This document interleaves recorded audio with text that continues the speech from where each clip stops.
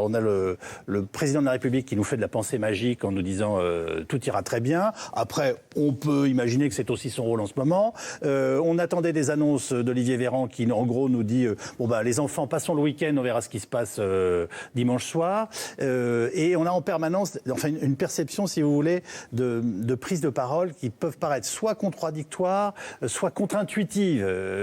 Comment vous percevez ça, vous ? C'est de la communication qu'on appelle paradoxale. C'est-à-dire qu'on vous dit d'un côté d'être très inquiet et de faire attention, et de l'autre côté, mais c'est pas si grave. Donc ça peut pas être très compréhensible par principe.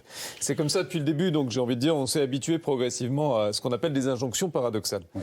Alors le président, lui, il est plus dans l'actualité heureuse parce qu'il ne veut surtout pas être associé à tout ce qui est anxiogène, parce que l'expérience montre que quand on est associé à cette actualité anxiogène, arrivé au terme de son mandat qui arrive bientôt, on est dégagé. Donc demain, il s'occupe du séparatisme. Donc, si vous voulez, en matière oui, mais le séparatisme, c'est une anxiété... Dans le registre anxiogène, c'est pas mal non plus. C'est une anxiété à laquelle on est habitué, puis c'est une anxiété qui peut le servir, parce que c'est une anxiété qui peut l'aider à s'ancrer à droite. Donc, il y a des anxiétés utiles et puis des anxiétés dangereuses. D'accord. Le Covid, c'est une anxiété toxique, politiquement parlant, parce qu'il n'y a pas de gagnant possible, évidemment, et heureusement d'ailleurs.